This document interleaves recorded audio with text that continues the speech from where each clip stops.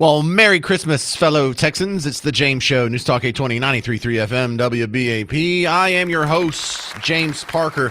And my first big question of the day is, did she marry her brother or not? Because I'm tired of these headlines that keep coming out.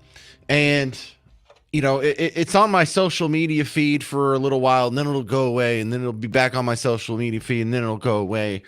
And the headlines... You've at least seen the headlines, if not clicked through and read some of the stories, but it's all the same stuff. Well, we have here more proof that she married her brother. Here's the marriage certificate. Here is people who know her. And so the big rumors came out, and I really started taking it serious when this report came out in the Daily Mail in 2020.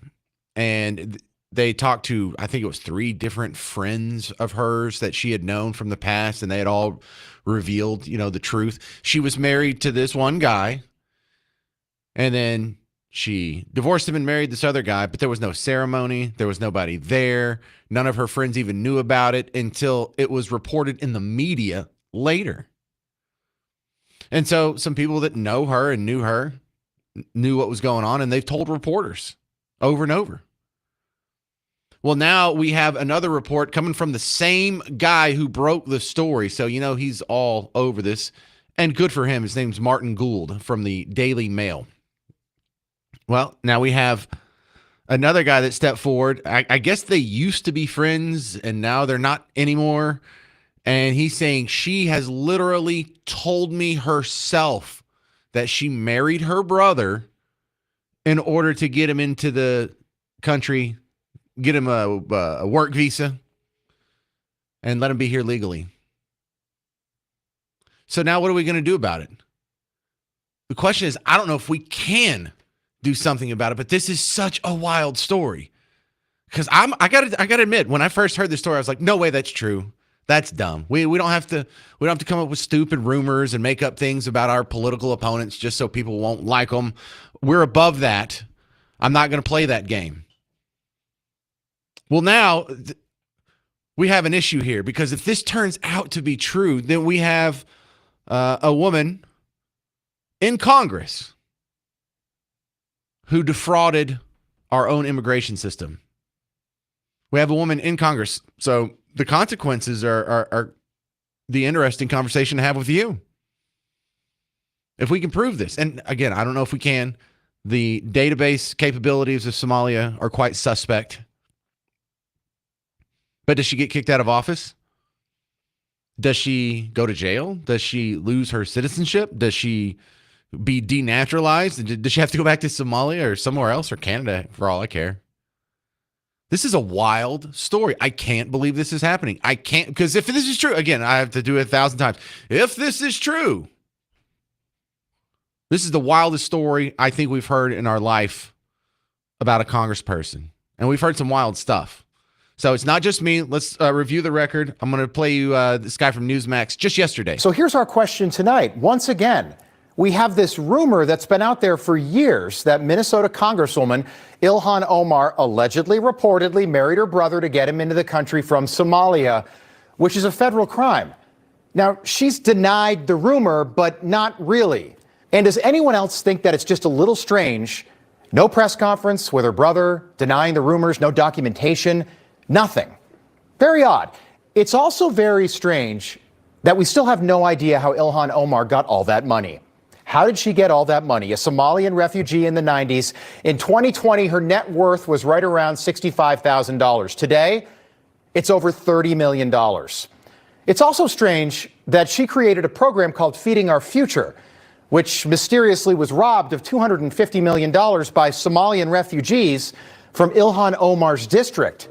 That program lost $250 million, and now Ilhan Omar is worth $30 million. Again, the program lost $250 million, and now Ilhan is worth $30 million. Does anyone else think that's just a wild coincidence? We don't.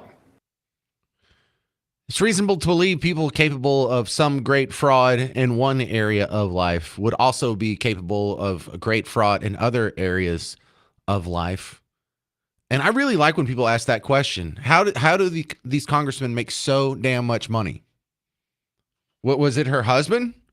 Because we're supposed to have all these rules and these laws and these like little ethical policies. You're supposed to report your income. People go to jail for campaign finance violations, for little tic-tacky paperwork violations. It's supposed to be something real serious. Yeah, why is AOC worth millions of dollars now? Why is Nancy Pelosi? Well, she actually married into money too. Why is Ilhan Omar? She's really worth $30 million. Her husband didn't go make $30 million in the last 5 years. She went from $65,000 of net worth in 2020 to $30 million now. Someone is stealing. And someone may have married their brother. Do you think she married her brother? Because it's crazy if it's true. I don't know if I even want it to be true, but it's not like that. It's not like the gross sort of thing. It was just a paperwork crime to thwart our immigration system. What a stain this story will be if it turns out to be true. 800-288-9227. 800-288-9227. All right, we're in the middle at the last day of the 38th annual Cumulus Kids Toy Drive. We're in the last day of the donation phase. And in fact, we have at the end of the hall some of the toys, I think maybe all the toys that have been donated thus far. And it's just a mountain. You people did great with the donations, but they already have them split up. They're splitting them up like this is the kindergarten pile. This is the first grade pile. It's so cute. But donations can be used right now to go fill in the things on the Christmas list that didn't get donated already. And I'm not asking for much. And look, if it's taking you this long to donate, you've probably had a tough year. Totally understand. What about $20? Can you do $20? And I made it real easy. Go to WBAP.com. There's a link in the headline rotator. You can go to the WBAP app. There's a link on the front screen there. Or you can text the word kids, KIDS, to 800-288-9227. 800-288-9227. All right, coming up next on The James Show. Did she marry her brother? I'm James Parker. It's News Talk 820, 93.3 FM, WBAP.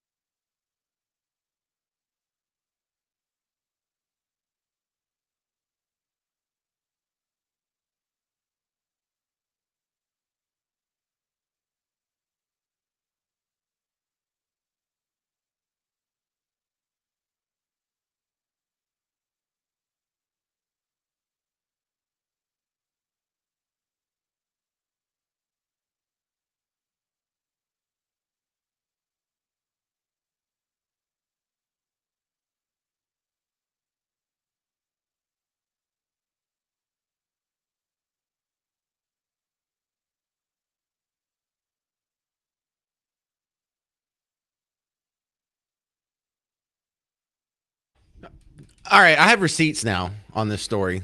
It's the James Show, News Talk 820, 93.3 FM, WBAP. And the internet's buzzing. It's not really that much in the headlines on TV, but on social media, it's been trending hard since the Daily Mail came out with another expose where they're saying, look, we have another source who actually admits to his face that she married her brother. And this is all coming from reporting from the same guy, Martin Gould. He's with the Daily Mail. He's out of Minneapolis, at least when he's writing this, because the headline says Martin Gould in Minneapolis, Minnesota for dailymail.com. But this is a friend that she knew years ago. He knew of another friend who went on to become Ilhan Omar's, air quotes, husband. And then he had heard the rumor that Ilhan Omar and her second husband's name is Ahmed Elmi. He had heard the rumor that they were siblings, but there's no paperwork in war-torn Somalia. It's not really a thing that could even be proven beyond the shadow of a doubt, I guess, unless she just comes out and admits it. So this is as much evidence as you could possibly have. They don't have birth certificates. They don't have a database. They don't even have a 56K modem hooked up to a speak and spell. It's Somalia. She comes from a refugee camp. But this guy tells the Daily Mail that Ilhan told her that she needed to get papers for her brother to go to school. We all thought she's just getting papers to allow him to stay in the country. They didn't know that it was a marriage thing. And now Ilhan Omar's a Muslim. She got married in a Muslim ceremony to her first husband. And after this second husband happened, she still had another kid with the first husband. And we think was just living with him the entire time. Technically, the second marriage was a Christian ceremony, which is what it would look like if you just went to the Justice of the Peace, said, what do we have to say to get the paperwork done? Okay, fine. Stamp it. I'll say it. Let's go. But there was no party. There was no mention. The friends, the family, the rest of the community doesn't even know she has a second husband. In fact, some of the people that are cited in this article didn't even know until after the media told them.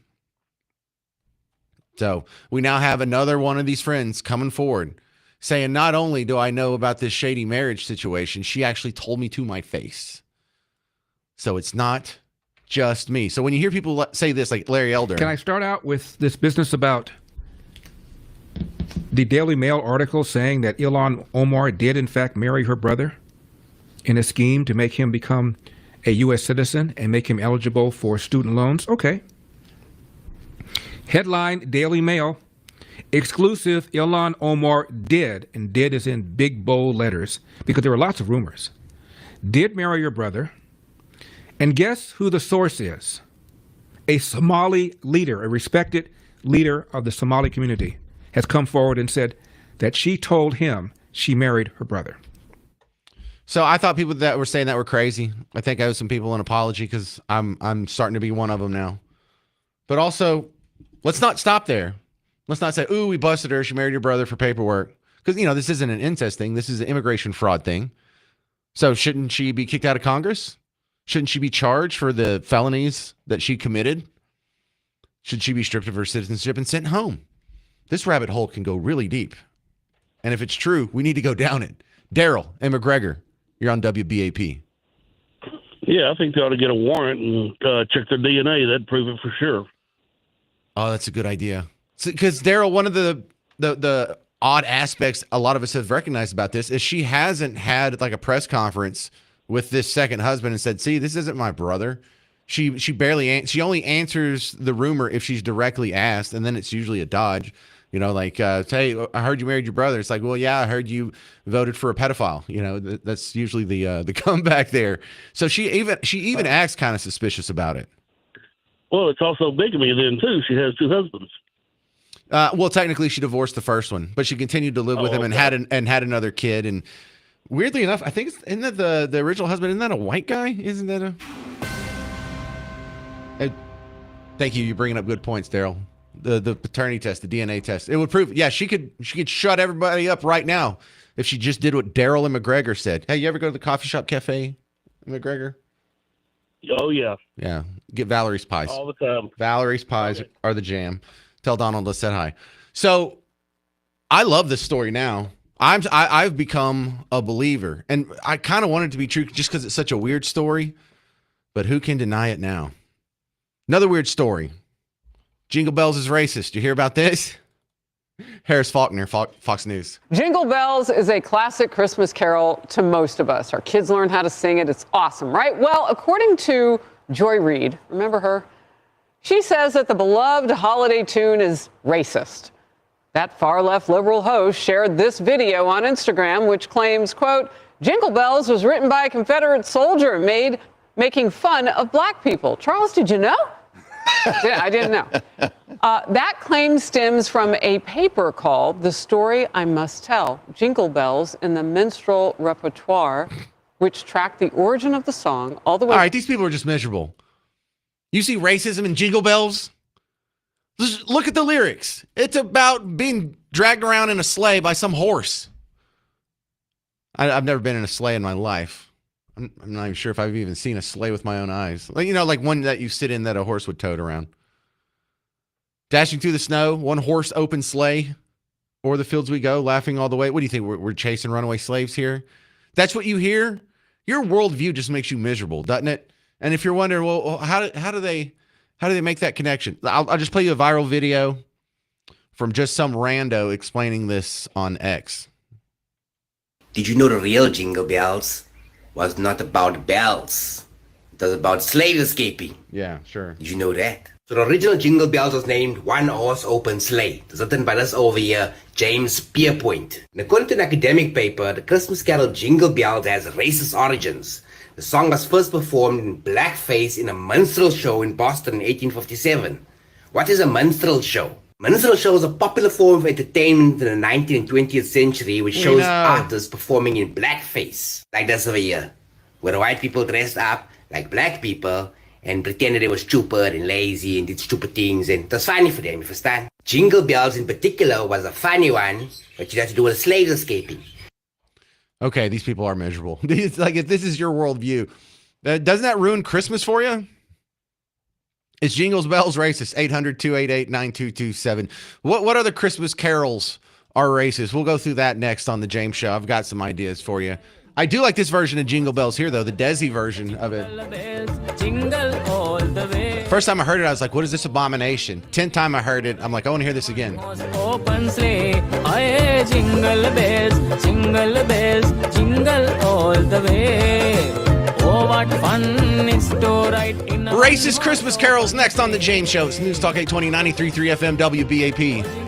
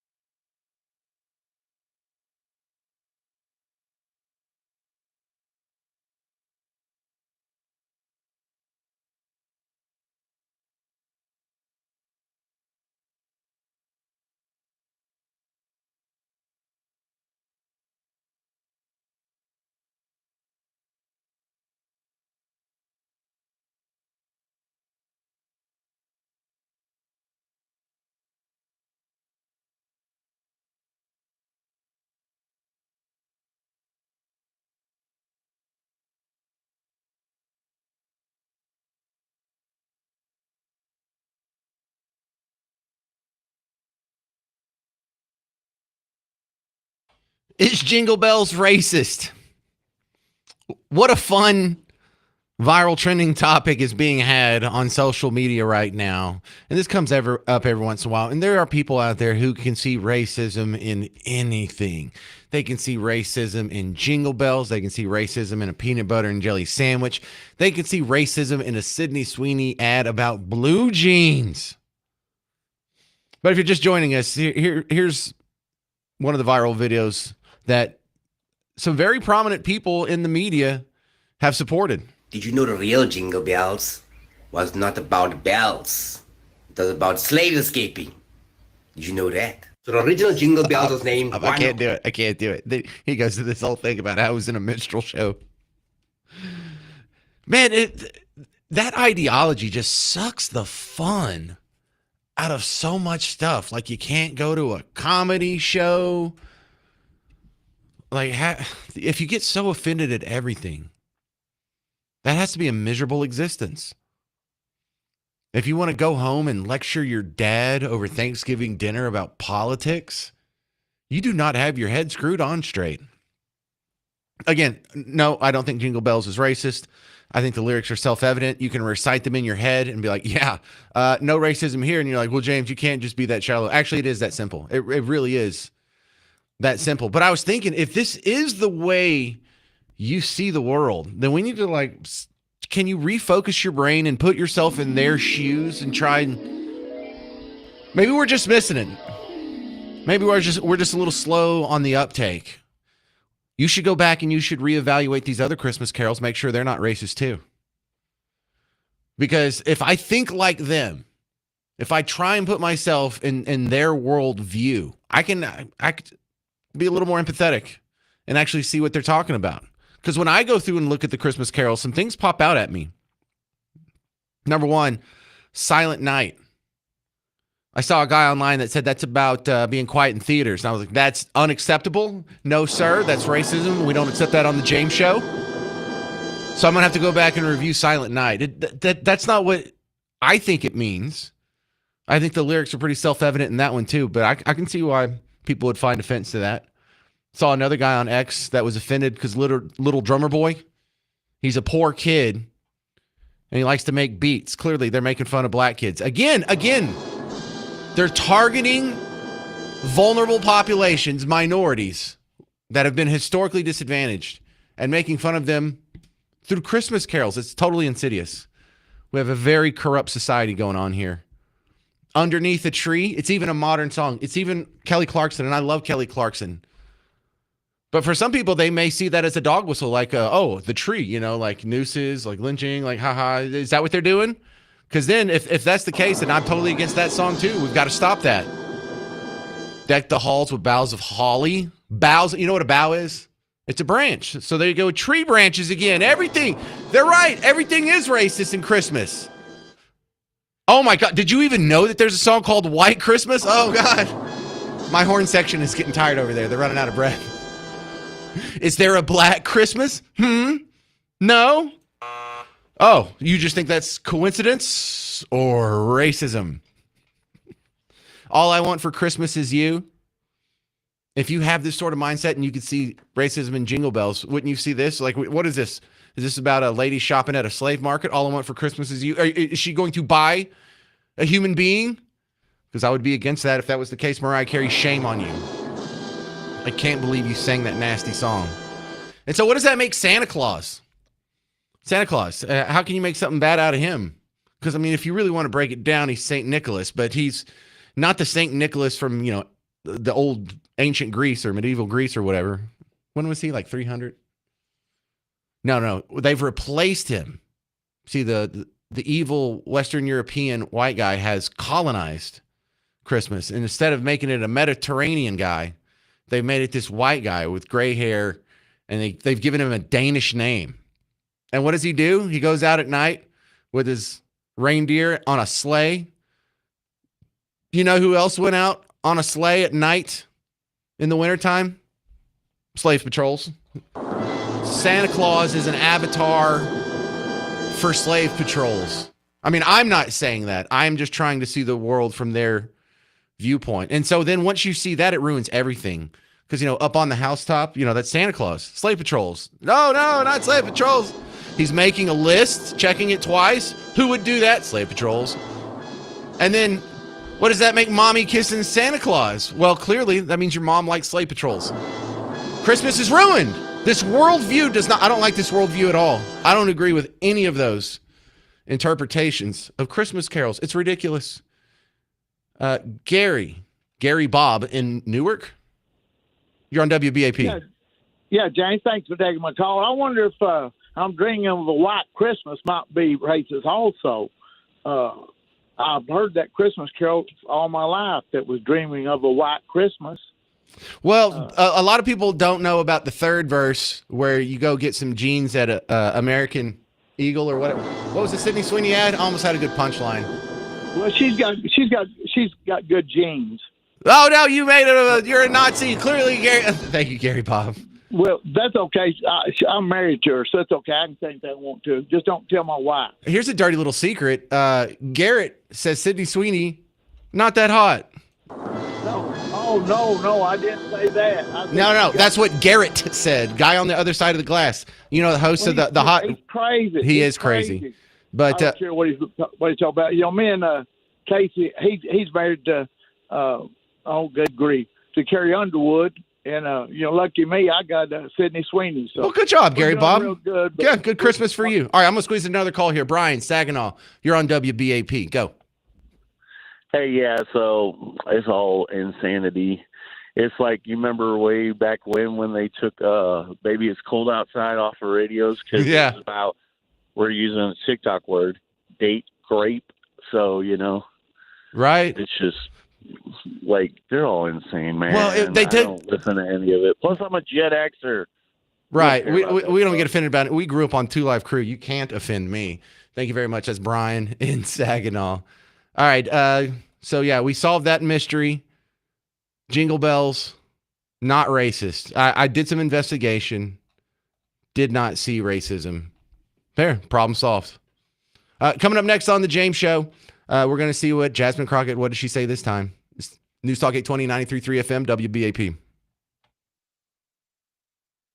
WBAP. We got to remind you of the Cumulus Kids Toy Drive, 38th annual Cumulus Kids Toy Drive.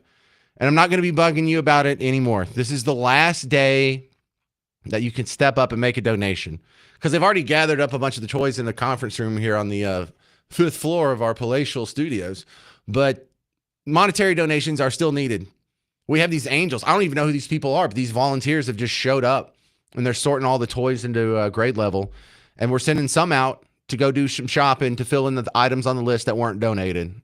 And some of it, it's kind of sad. Socks. Did you ever ask for socks when you were a kid for Christmas? So that's what we're doing here. And I know you don't have a lot to give. I know you didn't win the lottery and this hasn't been a banner year for you. But can you spare $20? Go to WBAP.com, the WBAP app, or text the word KIDS, KIDS, to 800-288-9227. I'm James Parker on News Talk 820, 93.3 FM, WBAP.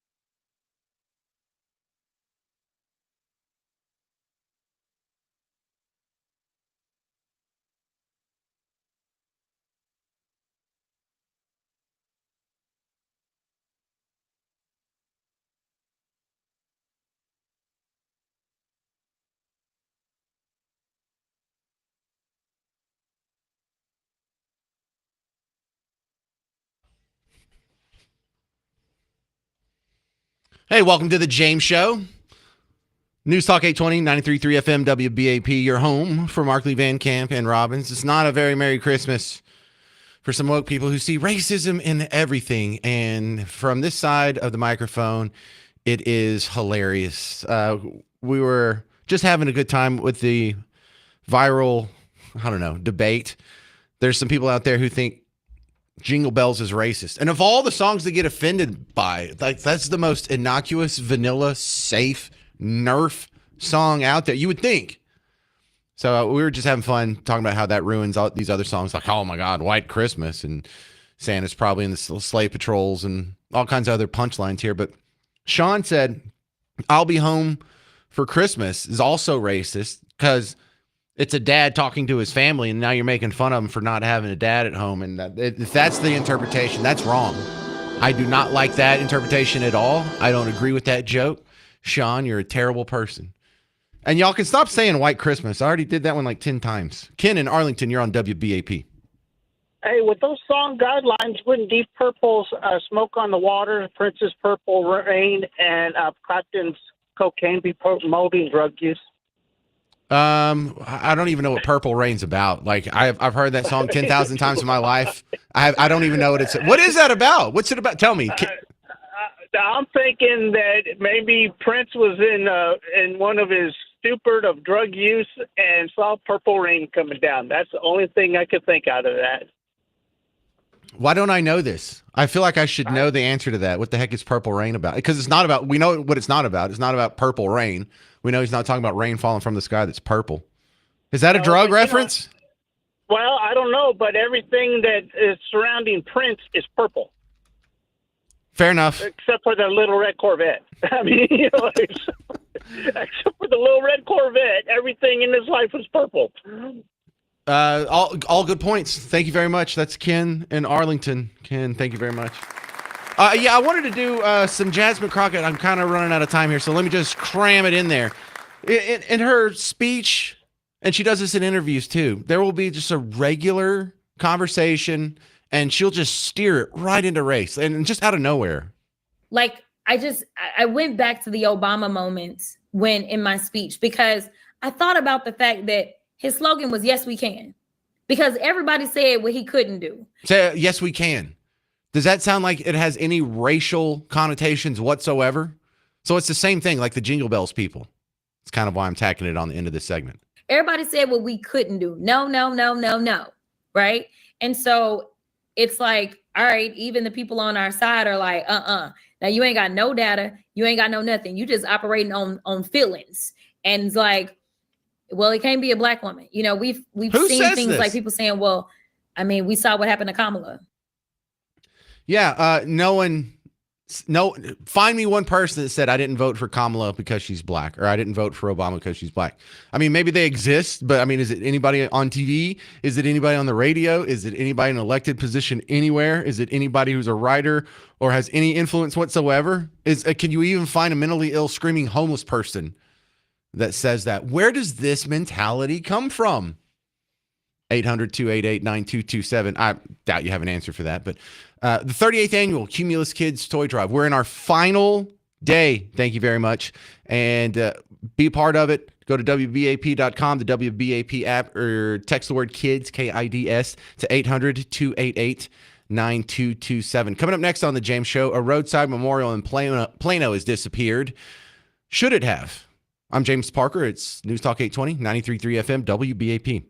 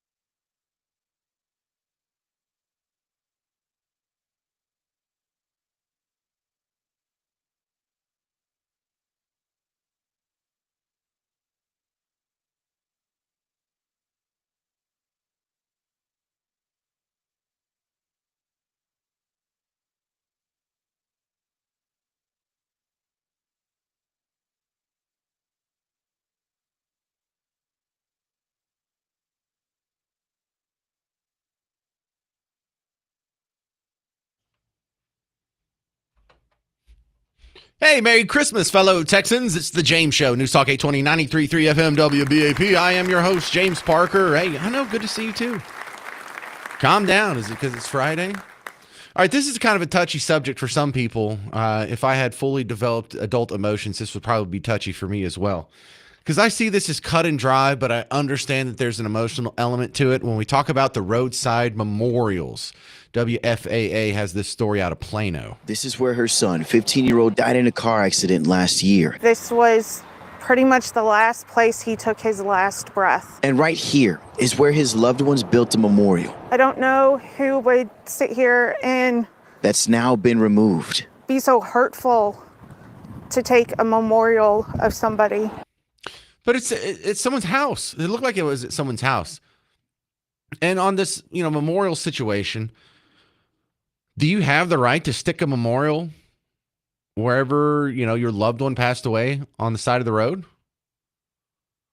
Do you have that right? I mean, and I kind of asked that as a rhetorical question. But if you have any stories about this, 800-288-9227. I was listening to Casey this morning. He's like, when did we start doing this? Like in the 80s?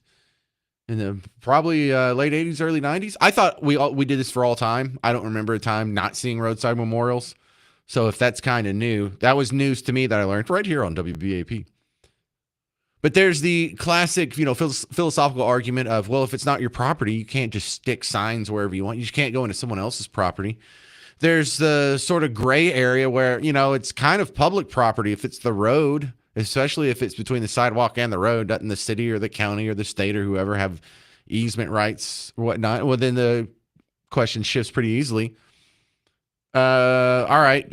Are you allowed to put memorials in public right-of-way spaces? I think the answer to all of these is no. I think your exception is you go to the people who own the property. You ask them if you can put up a memorial. If they're not jerks, or if it's not going to be something that, causes them any negative consequences, I expect them to say yes. And then you just agree, look, we'll leave this up for a month, 2 months, 6 months, a year, but let's put a time limit on it. Because every once in a while you see those roadside memorials that have been there for a long time and it's in the middle of nowhere and it's just trash now. It's, been rained on so many times you can't even read it. That happens. But look, if you put up a memorial in the road, I don't hate you. You're probably a grieving parent going through the worst thing anyone could possibly go through. You get a lot of latitude. You're not a bad person. But the expectation that someone's not going to immediately come behind you and pick it up or throw it away, that's just not real either. 800-288-9227. 800-288-9227. I'm kind of interested. Can someone confirm? Was that a recent development? Did y'all not do roadside memorials in the 60s and 70s? I know some of y'all remember. Sean doesn't remember because he wasn't born yet. But I didn't know that was a relatively new thing. I could probably remember the first one I saw, when you pay attention to the outside world. It kind of happens when you just get tall enough to see over the window. And so by the time I was that tall, I think roadside memorials were already a thing. Man, doesn't it break your heart to hear that mom? She lost her kid on a bicycle, got hit by a truck. She had a memorial right there. But, I also feel like so many of these problems could be avoided. Lady, if it's at a dude's house, can't you just knock on the door and be like, listen, my kid died. You mind if I put a memorial here? Make them say no to your face. Make them be an absolute monster. Because you would have to be just pretty gutless and heartless to do that. 800-288-9227. 800-288-9227. The other local story that's getting a lot more play than I expected was another one of these reports, and this isn't just about Grand Prairie. This is happening in Grapevine, Colleyville, and about 8 other school districts around here that are closing schools. Grand Prairie this morning, parents are waking up to learn the district could close 3 schools. Delmas Morton Elementary, Travis World Language, and Dickinson Elementary School are all on the line in order to save money. The district is facing a $17.5 million deficit. The district plans to meet with parents before having another boundary meeting early next year. This should be a bigger story because the reason why we keep having to close schools in certain districts is really down to we're not having enough children. You understand that? We are in a population decline. Isn't it crazy how so many of these environmental groups and animal rights groups and science groups will get so concerned about the population of some minnow you've never heard of? Oh, it's in decline. We're going to run it into extinction on a long enough time scale. We've got to not build this dam or not develop this property or not drill for this oil or whatever. Human population declining. It's like, whatever. That's a failed system. That's a failed biological system. If you cry about the declining population of tigers, you cry about the declining population of rhinoceros or elephants, human beings, whatever. It's just us. We're just humans. What do you think happened to all these societies that you see on old maps that aren't there anymore? Gary, Fort Worth, you're on WBAP. Hey, Gary. Hey, brother. People don't understand death is the problem. They think that body is the person. Oh, you're talking about the memorial? Yeah. The body goes to dirt no matter what. You just wait long enough. So I don't want people putting a memorial where I died. I want to put a memorial where I lived, where I did something, we're so screwed up in this country because people don't understand death and how it works and that our soul lives forever. God of the living, not of the dead. I like the way you think, Gary. Well, look, I have all kinds of grace for someone who lost a kid. I'm not going to criticize this lady for doing the memorial. And apparently enough people do it that some people must think that that's a good way or it must help in some way with them. But yeah, I like the idea. Don't put it where I died. Put it where I live. Go put it in front of my house in Bug Tussle where no one will see it. All right. Thank you very much, Gary. 800-288-9227. 800-288-9227. Coming up next, you're going to hear a Carolyn Levitt White House press conference crash out. I'm James Parker. It's News Talk 820, 93.3 FM, WBAP. We're in the last day here. This is it. This is the last day of the 38th annual Cumulus Kids Toy Drive. I don't even want your presents anymore. I just need a donation. And you've put it off to the last day, and you can't put it off past today. So if you have any heart left and maybe $20 left, can you help us out? We're going to send people this weekend to go buy the items that were on the list that didn't get donated. That's what your donation is going for. Then we're going to sort it all out. We're going to take it to 2 schools, one in Fort Worth, one in Dallas. And we're going to make sure these young elementary kids have a Christmas that they wouldn't have without you. So go to WBAP.com, the WBAP app, or text KIDS, KIDS, to 800-288-9227. I'm James Parker on News Talk 820, 93.3 FM, WBAP.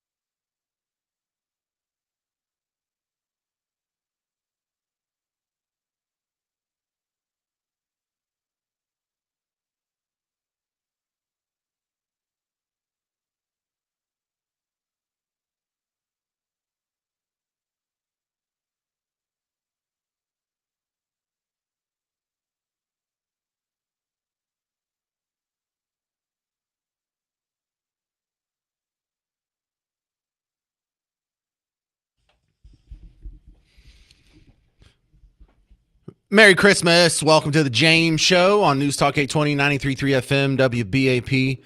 Your home for not only the James Show and Garrett's World, but also the Markley, Van Camp, and Robbins Show. They're on from 11 to. Fun guys having a fun time with the headlines. Check them out if you don't love them already.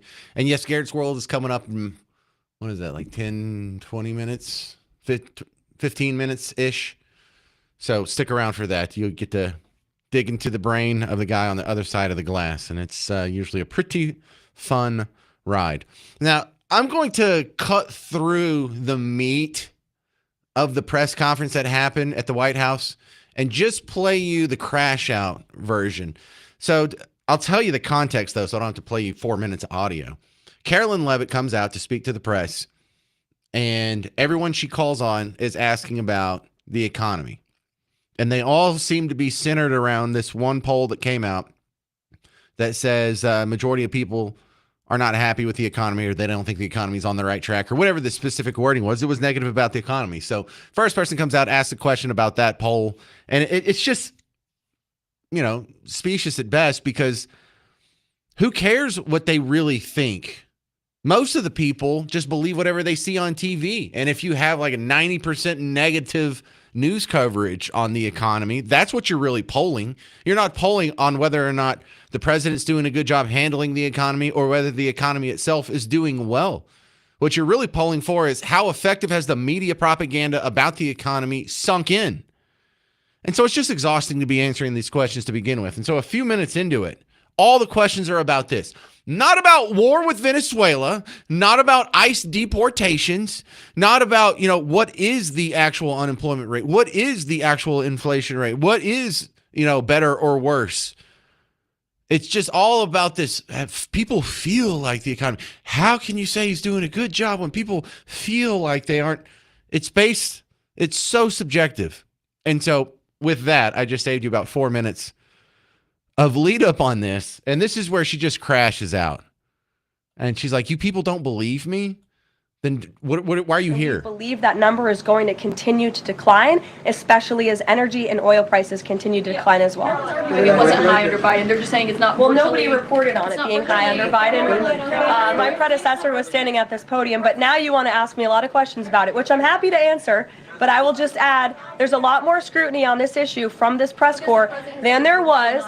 Well, and the previous administration said that too. My predecessor stood up at this podium and she said inflation doesn't exist. She said the border was secure, and people like you just took her at her word, and those were two utter lies. Everything I'm telling you is the truth, backed by real factual data, and you just don't want to report on it because you want to push untrue narratives about the president. Go ahead. I'm not going to take your phone. Go ahead. I'm not going to take your. I love that. I've been thinking about this. Chris Putnam, friend of the show at the Dallas Express, he has a White House press pass, and he was there for all of last week or week before last, and he got to call in a bunch. And I was talking to him outside the show, and even during the show, this came up a couple times, where he said, James, you just won't believe how unrepentantly polarized to the left this White House press corps is. They don't even have any sort of semblance of balance. All of their reporting is literally what can I tell the American people that will hurt Trump the most? What can I tell the American people that will make Trump look the worst? And so a lot of people focus on Trump derangement syndrome. It's not Trump derangement syndrome. And it's not that when did the press get this bad? Here's the dirty little secret. The press has always been this bad. There's just been a little bit of time between them reporting on George W. Bush and them now. But they were saying the same things about him. They were saying he was literally Hitler. They were calling him the R word all over the place because you didn't get in trouble for saying the R word back then. He's helping the billionaires and hurting poor people to give tax cuts to his rich friends. He's an oil man who invaded a country to steal the oil. They said the same things about Ronald Reagan, corporate puppet. I could play the old Bill Hicks rant on Ronald Reagan. It's pretty awful. They say this about every Republican president. And why is that important? Because it belays to the people who are doubting out there, the people who are like, is he really Hitler, or do you just say this about everybody? They just say this about everybody. Oh, so you don't mean it. No, they don't mean it. And so like this press crash out, it feels like it's about Trump. It feels like everything they're doing is about Trump. But Trump is the avatar that they have to take down. And once they take Trump down, whoever replaces him, whoever they see as their political opponent, is going to get the same treatment. The problem isn't Trump. The problem is those people in the press corps. And I think Trump's been exceptionally nice allowing these people to come back in the press corps. Because you know what I would say? I would have a press conference, and no one consults me on this, so don't expect this to happen. I would have a press conference, and I would say, all right, I'm going to go through your, we're going to re-review everyone's press credentials. If you push masks, if you push the vaccines, if you push lockdowns, you're out. If you were okay with churches being closed during COVID, you are out. There are litmus tests because there's only a select small group of people who can fit in that room. And we need to start picking them based on merit, not based on who they work for. Who gives who they work for if they get everything wrong, if they're just going to be political propagandists, if they're going to be absolute hacks. I mean, these people, 4 minutes of, hey, there's this one poll that makes Trump look as bad as we could possibly find for today. Let's ask 18 questions about that, and all our follow-ups are about it. We're going to argue on numbers. But you're not worried about war with Venezuela? You're not worried about putting boots on the ground in Venezuela? You're not worried about the aircraft carrier group going right outside, parking next to Venezuela? They're shooting drug boats. They seized an oil tanker. But you want to ask about a poll where some people don't feel like Trump's doing a good job in this one small area where he's actually doing pretty good. Amazing. You do not hate these people enough, these journalists. 800-288-9227. 800-288-9227. I don't know how I would fix it, though. Other than, unless you're the president and you go out and you say, listen, all you people got wrong. If you reported Jussie Smollett with a straight face, not only does your reporter lose his press credentials, your whole magazine, your whole newspaper, your whole network, your whole everything, you're out. You have failed. I don't know why he puts up with it now. Look at how quickly we will fire football coaches. Not the Michigan guy. That's a different story. But, the guy goes 6-6 at UT Austin. He's out. 800-288-9227. All right, buckle up, everybody. Garrett's World is next on The James Show. News Talk 820, 93.3 FM WBAP.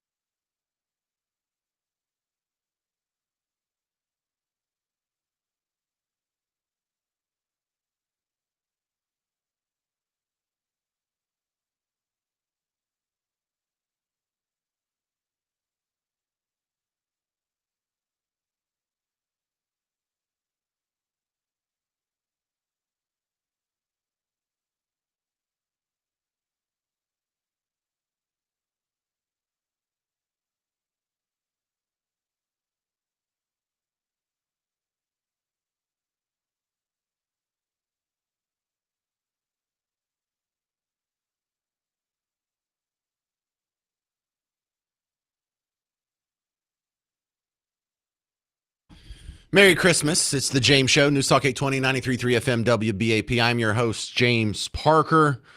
The guy on the other side of the glass, the producer for the show, his name's Garrett. He tells weird stories in meetings. I'm like, why don't you just tell some weird stories on my show? And we call it Garrett's World. So, when I was about 10 years old, during 5th grade, Christmas break in 2007, I, my mom, her best friend, Nancy, and her daughter, one of my best friends, Sarah, all went to visit the little town of Bethlehem, a nativity-themed village in Waxahachie designed to resemble the location and time period of Jesus' birth. It was an incredible experience with live animals and time period attractions. Afterwards, we went to go get some ice cream, and speaking of ice, Sarah noticed an ice skating rink nearby. I wasn't all that keen on the idea, as being the only guy in the group, I considered ice skating a girly thing. Plus, I knew for a fact I wasn't that good of a skater. However, I was alone in this because Sarah, Nancy, and my mom all wanted to do it. So, with great despair, I had to go along with it.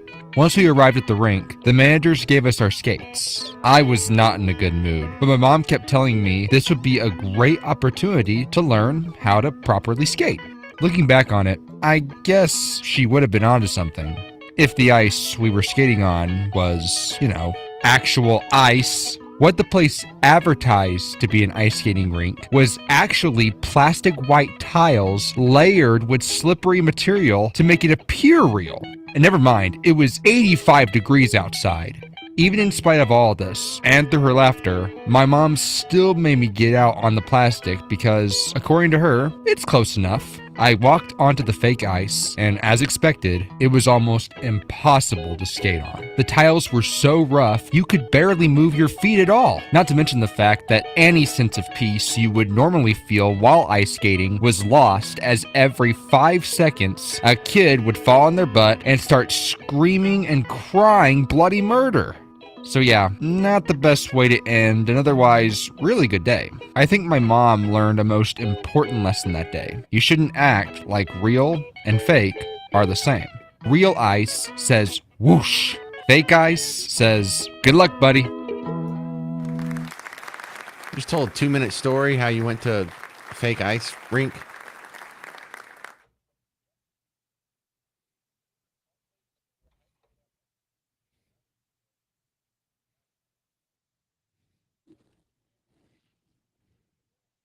Any stories about people getting arrested?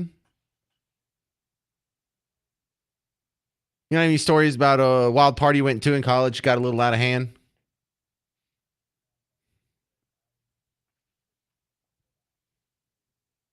Did you ever go to a college party and you wake up in Shreveport? Damn it. All right, well, fake ice. That'll have to do. That's been today's edition of Garrett's World, the man who's so wholesome it's questionable. How do you do that?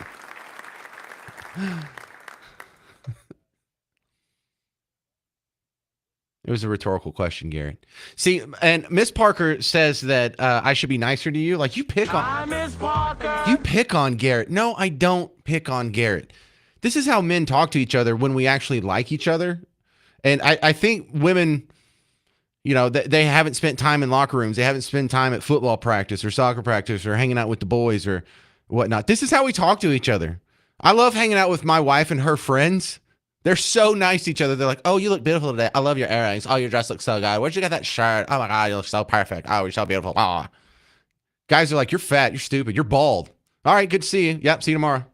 And we're best friends. It's different. It's different. If I didn't like Garrett, I would be nice to him. Does that make sense? If I didn't like Garrett, I'd be polite. I'd be like, yes, sir. Thank you very much for today's contribution of Garrett's World. But what I know is that there's a brain somewhere sloshing around in Garrett's head. And these segments are going to get better over time. And in 6 months or a year, when they do get better, and I'll say that they're good and I like them and you did a good job, it will actually mean something. But when you tell somebody it's good no matter what, or that was great, or I'm impressed, or you did a good job, you're not doing them any favors. 800-288-9227. I wanted to float out this viral video. This is a news anchor who is on a TV station, some local TV station somewhere. And the headlines always say a thick news anchor reads comments. And so she is a little overweight, but she's still like a 9 out of 10. She is absolutely beautiful. She's kind of thick. And so she reads them, but she also reads them in her news anchor voice. And this girl cracks me up. You look like you can turn a wrench. Wait. Oh. What does it mean? What does it mean? Big back, kinda cute. More at 5. You are a little big, but kinda cute. Don't laugh. I know about 5 thick news anchors, and she's 3 of them. Sources say there is enough cake for a triplets birthday party, but unfortunately for Josh, he won't be getting a slice. Sorry, Josh, my bad, man. Well, maybe next time. Probably not. I hope she keeps doing that. That would be a series. I would bring it to you on the James Show every time she puts out a new video. That is absolutely hilarious. Coming up next, the legal analyst of the James Show, Jeremy Rosenthal, is going to explain what went down in Charlie Kirk's alleged killer court appearances this week. It's News Talk 820, 93.3 FM, WBAP.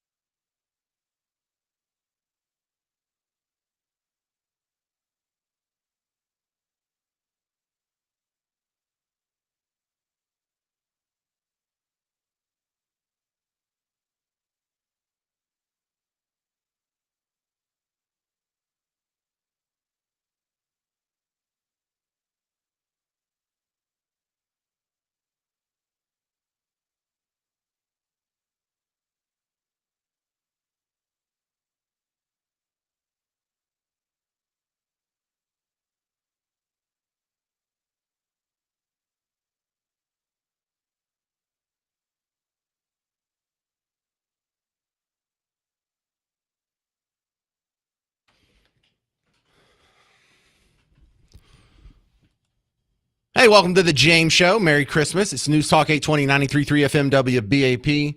I am your host, James Parker. My next guest is the unofficial legal analyst of the James Show. I would make it official, but I don't have like a certificate or anything to hand out. It's Jeremy Rosenthal, TexasDefenseFirm.com. Welcome back, Jeremy. Where'd he go? Come on, I'm playing a sweet bass line from the People's Court. What's going on?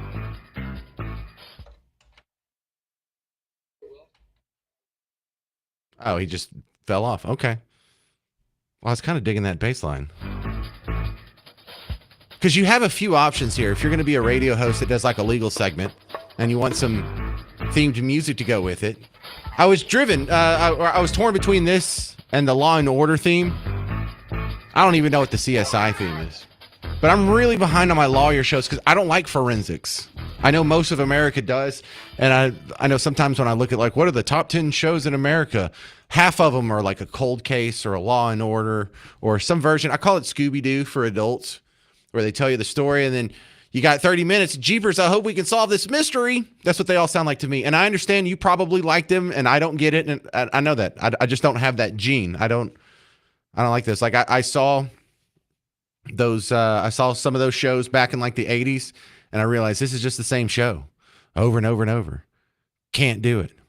I can't do that. I can't do hospital shows because it's the same thing. Someone comes in, they're sick. What are we going to do? Jeepers, I hope we can solve this mystery just over and over and over. Is he coming back or should I just ditch that? Okay. He's having a technical crash out. We'll get him on the phone then.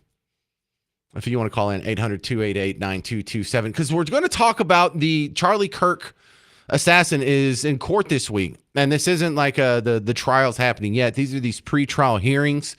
And this is super important stuff because it determines what evidence they're going to allow into court, what counts, what the jury's going to be allowed to hear and what they're not going to be allowed to hear.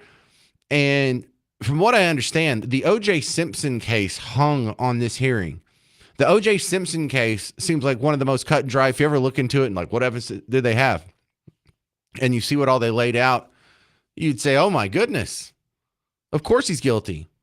But when you find out what pieces of evidence from the OJ trial didn't even get to make it into the trial, then you start to understand how a jury could let him go. So now with that, Jeremy Rosenthal, please be there this time or I'm going to be really upset with Garrett. This wasn't Garrett's fault. How are you? Okay, good. I'll play the bass line there. Good. I'm doing great. So we're talking about the Charlie Kirk trial or the pre-trial hearing or whatever it's called. And I was under the impression this is when they decide what's going to be allowed as evidence, what's not, and all that stuff, all the rules of the trial. Do I have that correct? Yeah, they focus mainly on the media and the media's access, and I think they're going to be talking about specific evidence. There's going to be a lot of that, but yeah, it's all preliminary. So why does the media have access to Johnny Depp's divorce trial, but not the Jeffrey Epstein trials? You know what? That's because Johnny Depp and Amber Heard, because that stuff matters, and that's really important that we be entertained. Yeah, well, there's a real answer, like there's no minors or something in it. Look, it's because each court's different, and it's because that each case is different, and not only that. A criminal trial, you're talking about liberty, and in Johnny Depp's trial, you're really not. You're talking about money. So, you know, the prejudice is going to be a little bit different in each end. And when you're a trial court, what you have to remember is that it's not just about you, and it's not just about the one case that's in front of you at any given time. This judge has to manage a docket of, I'm guessing, 500 people, 1,000 people, something like that. You have to get this trial right. If you don't right, it clogs up your court for everybody, not just you. So you have a vested interest in getting this case right. And if you screw it up, if there's something that's on TV or broadcasted, or if a juror is able to sort of see something that they're not allowed to see, or if the media's access becomes too much of a circus and the defendant gets a new trial, then what you've done is you've made it so much more difficult to manage your docket. So that's a big part of it. And when you're talking about a criminal case, all the constitutional rights that the accused has, it's just a lot more than you would have in Johnny Depp and Amber Heard. All right. So do we know the results of this trial yet? Do we know if the media is going to have access? We're going to get another ruling on it on December 29th. The media is going to have some access. There was some debate about certain camera angles. They don't want to show. They don't want to show Tyler Robinson in shackles. They don't want to show him in jail attire. The more and more that they get circulated pictures of him in his jail garb, really the more prejudicial it is. In a jury trial, the jury doesn't know that the defendant a lot of times is in shackles, and a lot of times they're shackled underneath the table. That's why they dress in civilian clothes. It's reversible error for the jury to see an inmate dressed as an inmate. We've tried it. There's been places in this country where we'll just have the trial right there at the jail. That's reversible error. So you do kind of have to manicure the defendant's appearance. That is kind of important. All right, we're talking with Jeremy Rosenthal, TexasDefenseFirm.com, about the results of some of these pretrial hearings in the Charlie Kirk assassination. I read somewhere that they were going to try to exclude the evidence, the text messages between the alleged shooter and the boyfriend. Do we know much about the evidence that's going to be allowed? If I'm defending the case, that's exactly where I'm attacking. I'm going to do it just like you're seeing in the Luigi Mangione case. In this case, in that case, you really have overwhelming evidence in either case, right? And if you are trying to figure out a way to defend the case, you begin by sort of isolating and attacking some of these individual pieces of evidence, getting them excluded, and so that when the jury sees it, they don't see those things. So that's exactly what you're going to see attacked. And look, you had a dragnet, right? You had a manhunt. So you're going to have a lot of search warrants, search and seizure issues, electronic evidence. I think that's going to play a big part in this. And yeah, if I'm the defense lawyer, I'm isolating, I'm dividing and conquering a lot of those individual parts, and then I'm kind of seeing, all right, well, what do we got left here? And then we sort of deal with that. So I would anticipate that you're going to see a lot of emphasis on that. Well, without the communications, do we even have any evidence, or do we have enough evidence to convict this guy? We don't have any video of him taking the shot. We don't have any witnesses to him taking the shot, right? It makes it harder. It really does. They do have a lot here. They've got the shell casings. They've got some of his online activity. They've got DNA on the weapon, apparently. They've got the prints there. They've got a lot of different stuff. But look, it makes it harder for sure. And that's kind of why, as the defense, that's why you're really kind of hammering down on a lot of those individual things. And the more and more you can eliminate, really, the more options are as far as defensive theories go. Okay. Well, thanks for breaking all that down. I appreciate your time and keeping up with the case for us. It's the great Jeremy Rosenthal, TexasDefenseFirm.com. Thank you, sir. Have a great day. All right, it's the 38th annual Cumulus Kids Toy Drive. This is one of the last times I'm going to mention it until next year. So if you haven't made a donation, go ahead next time you're in front of the computer, or you can do it on your phone right now. Don't procrastinate anymore. This is the last day. Go to WBAP.com, the WBAP app, or text the word KIDS, KIDS, to 800-288-9227. The Satch Vi Band featuring Joe Satriani and Steve Vai, Surfing with the Hydra 2026 tour, coming to Music Hall at Fair Park April 17th. Get tickets and information at livenation.com, or you can listen to the WBAP morning show this week to find out how you can win a pair of tickets. I guess that would be next week. Coming up next, the crazy story of this Michigan football coach getting himself arrested. I think it's worse than you think. Find out on the James Show. News Talk 820, 93.3 FM WBAP.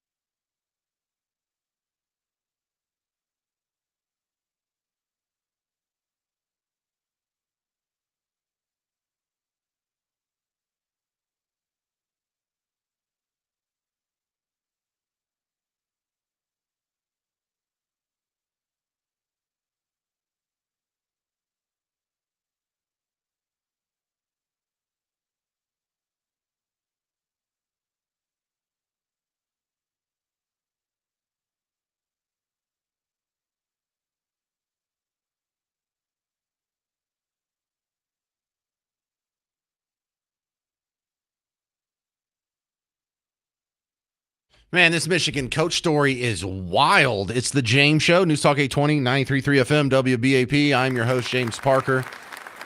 Yada, yada, yada.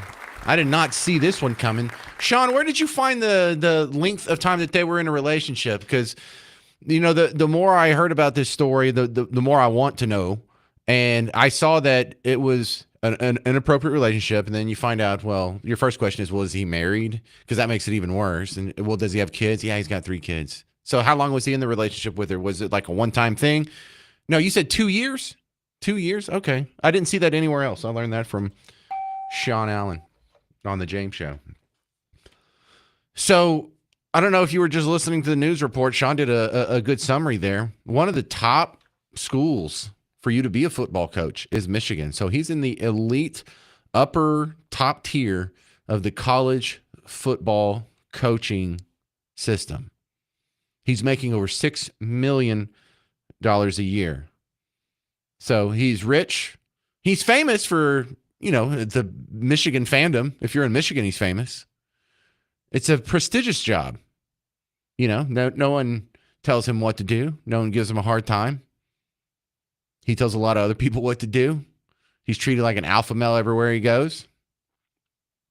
He took that and he threw it all away for an affair. Now, make no bones about it. I don't feel sorry for this guy. These guys that break into your home, these guys that stalk girls, these are the dangerous ones. Because there's only really 2 ways that you get murdered in America in 2025. Is if you're in some sort of criminal organization, probably drugs, but it could be something else. It could be prostitution or gambling. You get rolled up in that. Or it's someone who used to love you who now wants you dead. Those are just about the only 2 ways you hear me talk about murder stories on the James Show. And it never starts with the murder unless you're just an absolute psychopath. So, you know, this guy is 39. If he was just some complete psycho from the get-go, he would have been in jail already. But what you noticed, and you've observed this too, so I'm not teaching you anything, just saying this fits the pattern of the guys whose bad behavior escalates. And while he didn't kill this woman, and he didn't even threaten to kill the woman, he threatened to kill himself, the number of irrational decisions that he is making on the path to being in her kitchen with a couple of butter knives and a pair of scissors, this is the kind of behavior pattern that keeps escalating until he does murder somebody. These people are the ones you need to be looking out for. Stalking is so serious because stalkers are the dangerous ones. I couldn't imagine, as much as I love Miss Parker, I couldn't imagine me thinking, all right, well, she broke up with me. Here's how I'm going to get her back. I'm going to break into her house. The front door was locked, so he went around to the back door after she told him not to come in. Go into the kitchen. I'm going to threaten to kill myself with a pair of scissors and 2 butter knives. Weird. You only have 2 hands. How are you holding 3 things? And then say the blood's going to be on your hands. I just couldn't imagine what scenario, even if she broke up with me, even if she cheated on me, even if she just had one big party with every single one of the Dallas Mavericks, I'd be like, ooh, well, if that's what you want to do, I guess we're done. But these crazy people, this is how it starts to manifest itself. Here's a couple of summaries. WFAA summed it up. Developing right now, former University of Michigan head football coach Sharon Moore was arrested this week as a suspect in an alleged assault just hours after being fired by the school. Police in Pittsfield Township, Michigan said officers responded to a home to investigate an alleged assault and took a suspect into custody. No details on charges were immediately released, but they said the incident does not appear to be random. Now, earlier in the day, the University of Michigan fired Moore and said he was, quote, engaged in an inappropriate relationship with a staff member. This announcement stated Moore was terminated immediately with cause.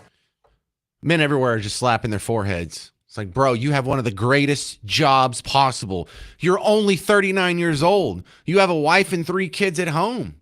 You're flushing this all down the toilet for some lady on your staff? How beautiful could she possibly be? How dumb is that? And you say, well, James, you can't help who you fall in love with. Oh, dude, this isn't true love. This is a crazy person. If he was really in love with her, he wouldn't be trying to ruin her life and threaten her, I'm going to kill myself and the blood's going to be on your hands. If you're the father of 3, you don't say, I'm going to kill myself. I can't kill look, I have 4 kids. I can't kill myself. Not until my kids are grown, right? That would be immoral, unethical, irrational. Even if I was suicidal, even if I did want to end it, I would still at least stay alive for my kids. Not this guy. So you got to think, if he is crazy enough to be this stalkery type guy, if he is crazy enough to break into someone's house and threaten suicide and yell at him, and this is a guy who has fallen from such a great height that he just might do it. All right, this is the emotional exploitation of the 911 call on the James Show. Subject just called the caller, told her there's a male at the location and the hound's attacking her. The state's been stalking her for months. For the Pittsfield unit's reference to domestic, we just got a call from S1's wife in Ann Arbor saying that the subject is suicidal, reference losing his job today. All right, they have terrible 911 audio recording facilities in Michigan, but if you didn't understand that, the guy calling in, he's been stalking her for months. He's been stalking her for months. I can't believe I have to say this, but guys and girls, this applies to both of you. Don't stalk anybody. Don't do that. I would start with, don't cheat on your wife, but actually in my adulthood, I've seen too much, and some people have been in such weird situations. I'm not going to judge. Whatever. If you want to try and balance that circus yourself, it's probably going to end badly for you. I'd recommend against it. But here's a little tip of the pros. Even if you are in an affair, or maybe it's just a regular old consensual relationship, and they break up with you, don't kill yourself. Don't stalk them. Don't call them. Don't break into their house.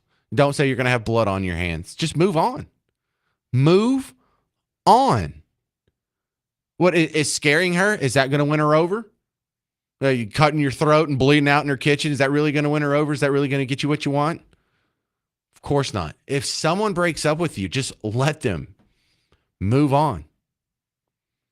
So this guy, all he did was take a situation that was terrible, where he had gotten to the top of the football world. He's only 39 years old. He's the head coach of the Michigan Wolverines, making over $6 million a year.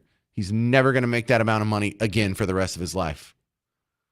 And he knocked himself off the pedestal, because not only was he having an affair, but then he stalked her afterwards. And even if he stalks her, she goes to the university and he gets fired, that could be the end of the fall if he just stops there. He doesn't have to be in jail right now. He doesn't have to be facing charges. He doesn't have to be having a mental evaluation. Home Skillet spent most of this week in the jumpsuit that they put prisoners in. They didn't let him out because he's a suicide risk. And so you saw this guy who a couple of weeks ago was on the sideline wearing a headset, hoisting around a tablet, coaching the Michigan Wolverines. Now he's in a jumpsuit. He's been in a jumpsuit all week in shackles, just from a series of bad decisions. But make no joke about it. These stalker guys, they're the dangerous ones. You got to be super duper careful. If anyone's ever stalking you, take it real serious. And guys, I don't know. If you're a rational person, listen to me. Do not ever do this. It never works. Never has a guy stalked a girl and she's like, he won me over. I think I'll be with him now. 800-288-9227. 800-288-9227. Yeah, I didn't know I had to say that. Didn't know I'd have to say men can't have babies either. Coming up next on The James Show, a Frisco Bobcat. It's News Talk 820, 93.3 FM, WBAP.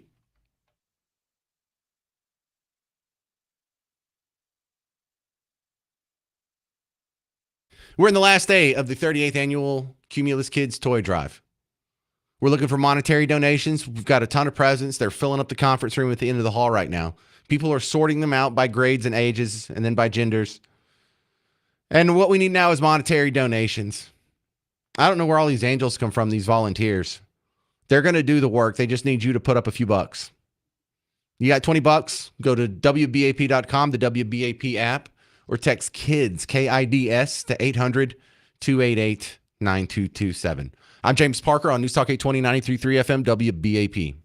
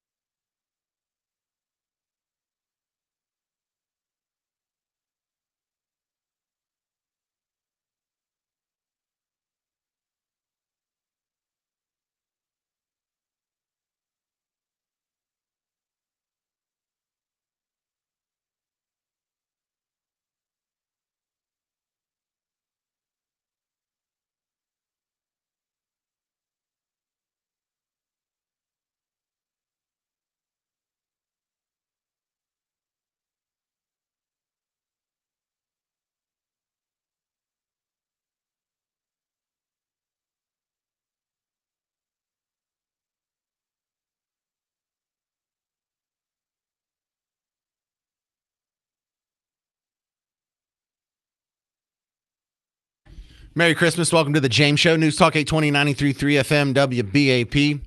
We were just talking about the head coach of the Michigan Wolverines. Not the head coach anymore.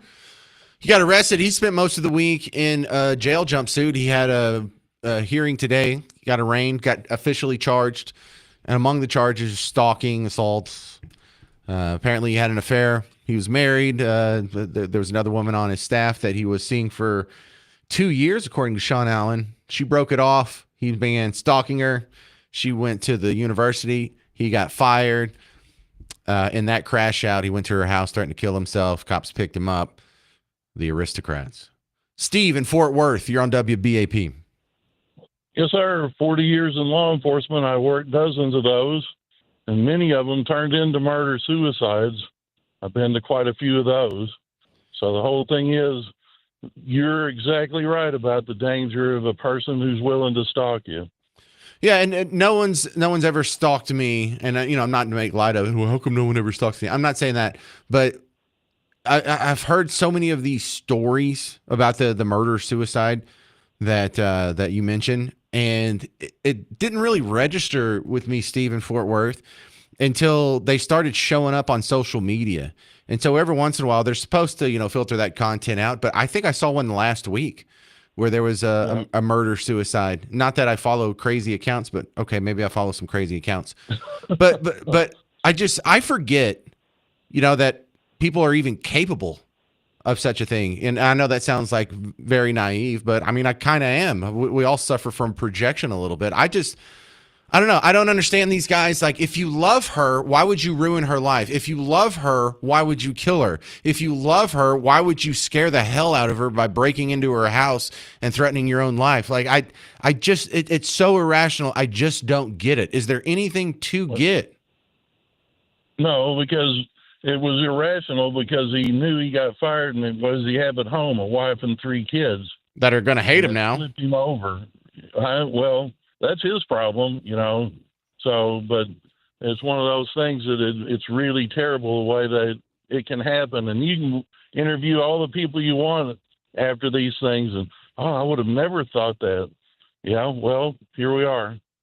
Well, some of these crazy people can be really successful in their career. That's one thing we learned. Thank you very much. That's Steve in Fort Worth. Hey, let me know if you see this bobcat in Frisco. I want one. Frisco family is urging their neighbors to be alert this morning after their beloved dog was killed by a bobcat. Melissa and Paul Clark say their 4-year-old Maltese was attacked on November 29th, just after 9 o'clock in the morning, when a bobcat jumped their fence and took little Luna right in front of Melissa. They found her in a nearby bush. They took her to the hospital, but she did not make it. Wildlife experts say bobcats become more active in these cooler months, and expanding neighborhoods create easy pathways for them. The bobcat jumps on the fence, then jumps in a tree and goes up. With Luna in her mouth. Experts urge owners, if you do have a small pet, keep him on a leash and keep a watchful eye. The Clarks want more, though, calling for bobcats to be removed before another family feels this kind of grief. Yeah, that should be a no-brainer, right? Can we just go kill the bobcats? On the other hand, they look so cute. I love them so much. They had pictures of 2 bobcats, and I don't know if this was the same bobcats that took the dog Luna. I don't celebrate the death of the dog. That's sad. But bobcats are cute. If you had a bobcat from birth, could you raise it and just keep it as a normal cat? If you're thinking, well, it's a wild animal, it might just go crazy on you one day. I don't know. You sure? Can I try it and let you know? Because really, I love the theory that all cats are just the same cat. Whether it's a bobcat, whether it's a house cat, whether it's my fat little orange tabby at home, or whether it's a lion on the savannah. They pretty much have a similar personality. And one of the reasons I like cats is because they are little killers. They are Jesus's little killing machines. And it kind of makes me, giggle that at some point, like sometimes when your cat gets mad at you, you can look in his eyes and you could say, right now, Alex would kill me if he was big enough. Do you see how he just tried to bite my foot? If he would have been a lion, that would have ripped my leg off. I would be bleeding out right here in the living room. And I think that's just adorable. But I see this story about the bobcats, and now I want a bobcat. All right, coming up next on the James Show, no more bobcat wish list. That's not happening. But we're going to play Name That Artist. Can you name can we go ahead and play the montage now? Do I have time for that? Is that a yes? All right, let's play the montage. And you're going to be playing for tickets to this Satch Vai show, which sounds awesome. 2 tickets to Satch Vai Band, Joe Satriani and Steve Vai, April 17th. Go.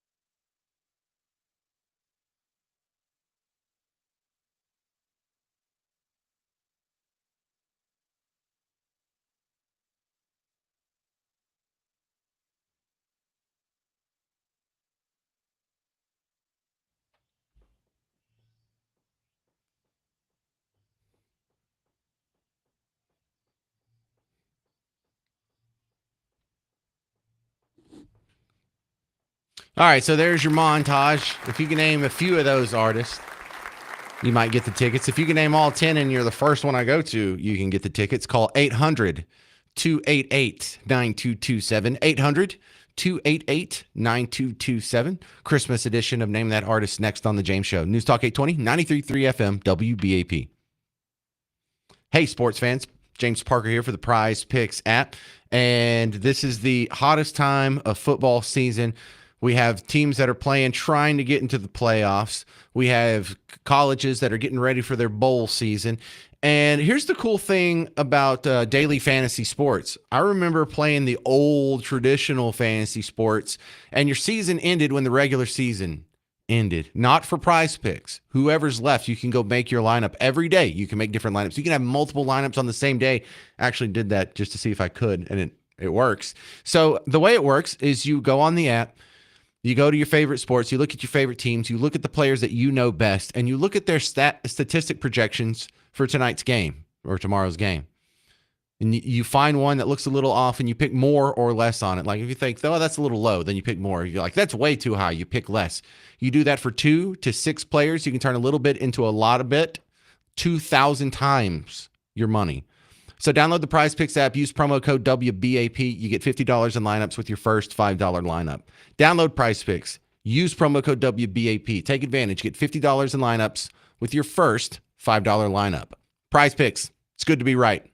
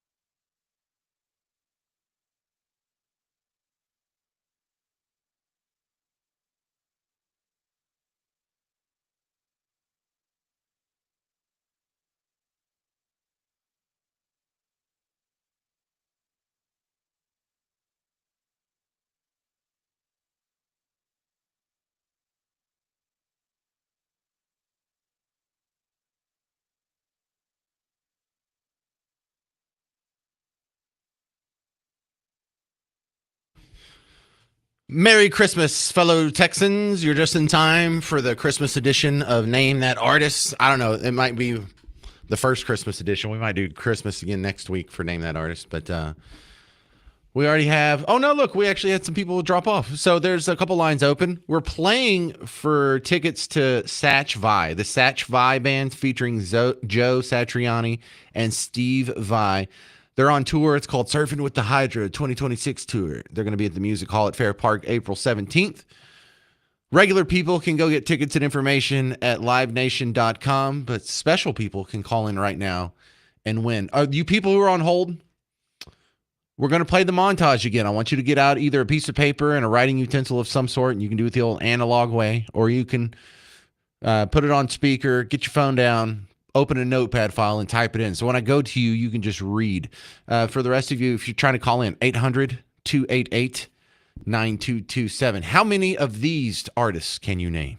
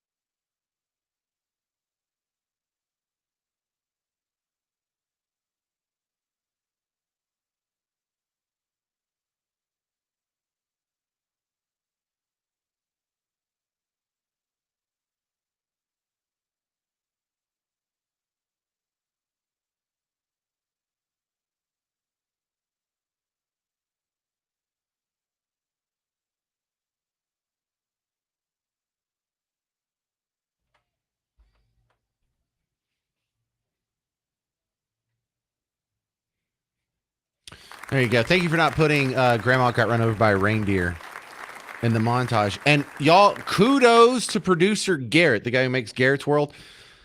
I think you got, what'd you get, 9 out of 10? I think you only missed the first one. He when we were in the pre-show meeting, he was just ripping them off, and I was impressed. I didn't know he would get that. I didn't know he would get Burl Eyes. I didn't get, I should stop saying the answers. To the phones we go. Kelly, Fort Worth. You're on WBAP. You ready for Name That Artist? I'm ready. All right, Kelly, let's go. All right.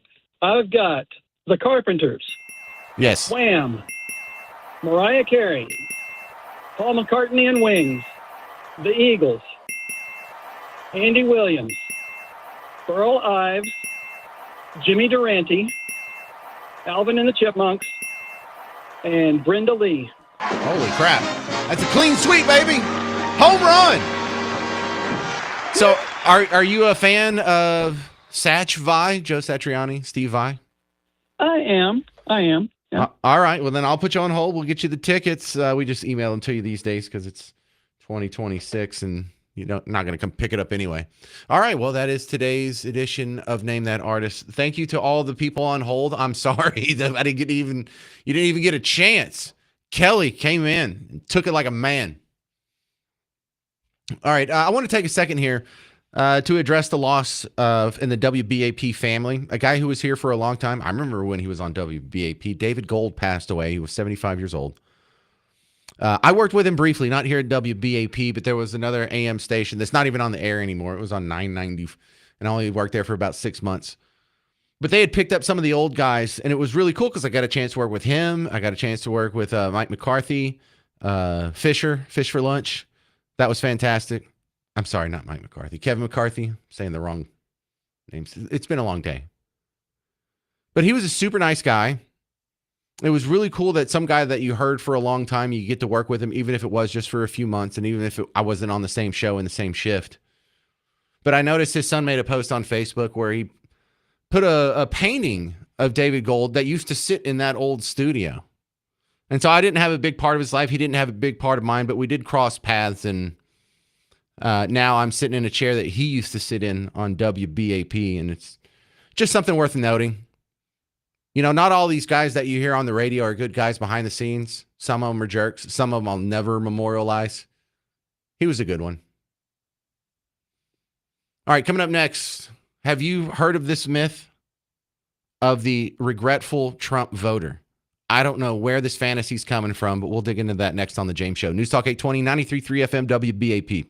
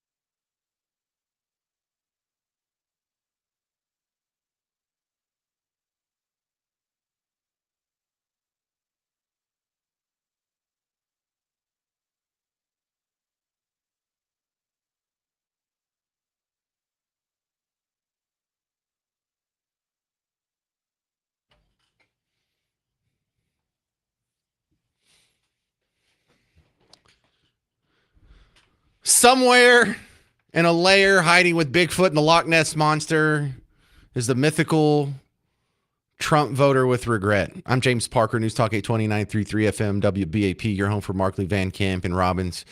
And in today's edition of I Hate Trump fan fiction, check out this viral video of a girl. She's talking about someone you've never met. Do you know one person who voted for Trump and now regrets it? Do you know one person? Let me put it like this. Do you know one person in 2024 who voted for Trump and now regrets it? Because I keep seeing people address this person, but I don't think this person exists. And by the way, this poor little girl cusses so much, I literally ran out of beeps and I had to use the fart button for the end of this, but you'll hear. You know, I really think it's funny when people regret who they voted for. I think it's hilarious because it's almost like we told you guys. It's almost like we told you guys. Nothing's gotten cheaper. Nothing's going to get cheaper. Nothing's gotten better. Nothing's going to get better. The only thing that face being in the office has done has made extremely racist and hateful and disgusting ass people very bold. And I just think it's hilarious when y'all around and find out. When y'all sit here and y'all spread nothing but hate and racism and and you get put in your place and then suddenly you want to play the victim. That's hilarious to me. When y'all want to, when, you know, y'all's food stamps are getting cut off and y'all are sitting here, well, I didn't vote for this. Yeah, you did. Yeah, you did. We told you like this was going to happen and you didn't want to listen. So have fun. Hope voting for somebody on the Epstein list was worth it. I love that. Listen to how angry and upset she is. This is what you get. Found out. Playing the victim. Are you playing the victim? I'm not playing the victim. Sean, are you playing the victim? I don't feel like a victim. Who is saying they're a victim? Who's acting like a victim? Is Sean Hannity saying, oh, I regret voting for Trump? I missed that. Is anybody on Fox News saying, oh, God, I regret voting for Trump? No. Anybody in talk radio? Oh, boy, I sure do regret voting for Trump. I'm sure there's some rhino out there, some Lincoln Project guys or some neocons out there, the Nikki Haley wing of the Republican Party. I mean, maybe, but I don't even know any of those people. Those people really only exist in the upper echelons of power. Because you don't know a whole lot of Republicans like that, if any. Do you know any? Can you name one Republican? Your dad, your brother, your old college roommate? Do you know one person that regrets voting for Trump last year? Like the things that happened today, like, oh, this just... Do you know one Trump voter who was upset about food stamps being cut off for, 3 weeks? Ooh, whoop-de-doo. I didn't hear any of that griping. I didn't hear that from any... I work on this platform where I'm surrounded by people who voted for Trump and none of them regret it. Anybody on the morning show regret voting for Trump? Have you heard that? Who are you talking about? Ted Nugent? Who? It's just amazing. And I figured out what this is. This is fan fiction. This is what they want to believe. This is because it's got to be real difficult, the cognitive dissonance that happens when this is your worldview and then you go into the real world. Okay, so why are they not agreeing with me? It must be racist, sexist, bigot, homophobe. And if you're starting on that irrational foundation, these are the irrational conclusions you're going to come to. Here's another one. Here's another little fan fiction fantasy world that keeps floating around my social media. This idea that Trump is done. Like Trump is collapsing and the walls are closing in. And here's James Carville. We got to stop looking at him as some kind of political Svengali or political Houdini or anything like that. He's done. We just got to butter this toast and slice it and eat it. He's done. He's good. He's done in Florida. He's done in Pennsylvania. He's done in New Jersey. He's done in Virginia. Well, he is done in those places because he don't have to run there again. Why do they keep saying this? They have been saying this since 2015, maybe 2016 at the latest. Bro, you can't do that for 10 years. He's done. Look, later in, a couple of interviews before that on his little podcast. You're absolutely right. The more the walls close in on him, the more dangerous that he gets. Well, I'll just stop right there. The walls are closing in. The walls are closing in. Look, we're going to go back in time here. An outlet called Grabien made what I call the bombshell montage. After the first 18 months of Trump's presidency, they had predicted that he would go to prison, that the walls are closing in, like Carville just said.